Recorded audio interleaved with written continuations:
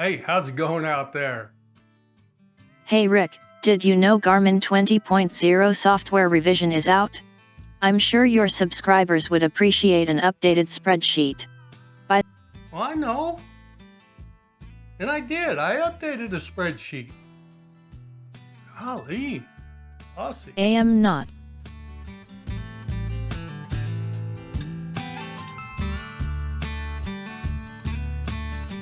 So if you don't know what she's talking about, back last December, I put together a spreadsheet and I put it in a journal as well of the file structure of all the settings on the ECHOMAP. Now that's the basic settings. It doesn't have the live scope and it doesn't have the networking and some of the more advanced features that you may use. But for a basic setup, it gives you some of the things that I change for my type of fishing. Now that doesn't mean that there aren't changes to the defaults that you might need to make for your type of fishing, but it gives you a baseline, and if nothing else, it's a good exercise so that when you get out on the water and your picture doesn't look right, you've been through the file structure and it gives you something to reference. So I kind of like it myself, and I do keep it up to date for myself. And I've been emailing him out. So we've sent out over 350 copies of the spreadsheet to different users.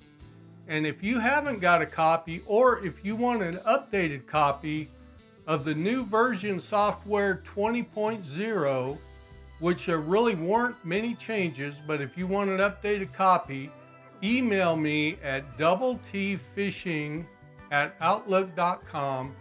and I'll send you a free copy. I do add you to the monthly subscription for the newsletter that I send out, and I promise I haven't been filling up anybody's inbox.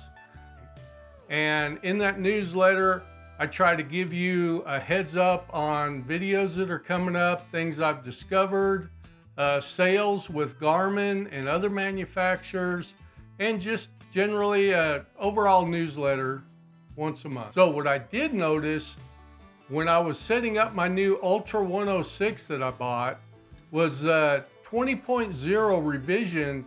It doesn't have a lot of changes to the basic setup of the ECHOMAP.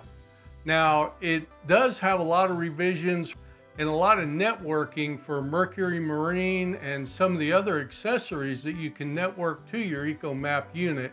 They put some capabilities in there for that. From what I saw, there were a lot of fixes, because actually a lot of the defaults that I changed in the original software revision last year, Garmin had already went ahead and changed those default settings. So really there's not a whole lot of them. The other thing I did with the spreadsheet was I highlighted what I would change from the defaults. Now you got to remember, that's for my type of fishing on inland lakes for bass. If you're fishing offshore, there's going to be more settings that you would want to change, and some of the settings that aren't going to work for you out in the ocean or in the inland waterways that work for me on a lake. But I think what the spreadsheet does do is it gives you an idea where some of the gremlins are, some of the things that can throw you off if you're a new user to Garmin. Like taking the contrast and the brightness off of auto. To me, that really helps the image quality, and I would suggest doing that. I think you can do a better job of dialing it in manual than they do in the automatic. Although it's not a horrible picture, but I think you can do better than that. They did seem to fix the zoom functions. So now all the zoom functions are back to what I originally kind of suggested to everybody, is just leave the magnify on so you can get that box you can use with your fingers, and you can play with the other zoom features as you become more comfortable. In one of the previous revisions, the default for auto zoom was on side view, and that had a lot of people messed up. They fixed that. As always, I would suggest changing your map orientation to course up. But again, that's me. If you have a good nautical mind where you always know where north is, north up may be the deal for you. Other things are the color mode, the day and night. I leave mine on day because if you leave it in auto, it'll switch on you automatically and it can be kind of confusing. It's really easy to change. All you got to do is hit that power button real quick and it'll be on the menu on the right hand side. So that's real easy to change. And if you haven't figured that out yet, just press that power button real quick. And there's quite a few different options on that, like where you can sleep your device, where you can turn your sonar transmission off. You can change from day to night mode. There's a few things on there that are really handy. So go ahead and press that and become familiar with that because you'll use that once in a while.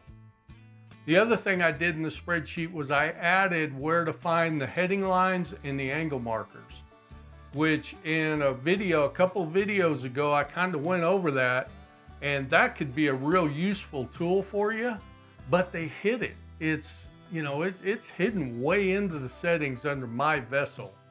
So, you can take a look at that. And that's what I'm talking about, is sometimes you'll know that there's a setting to change, but you can't remember where it was. And if you got a little bit of a reference, it really helps. And for you guys who are first-time users, having the spreadsheet or one of the journals, it kind of helps you guide you through what the menu file structure looks like. I've already talked to Garmin about this whole new Siri app thing, and I've kind of been giving them some feedback, and we'll see if they take it or not. Just helping people out in general, it makes you feel good and makes you want to get in front of the camera every week and do all the editing and everything else. Rick, you have to know they're here to see how I can help them, not you. Really? Now you're the star of the show. Well, yes, I am. What I got to put up with. So guys, keep calm and hook 'em, and we'll see you on the next one.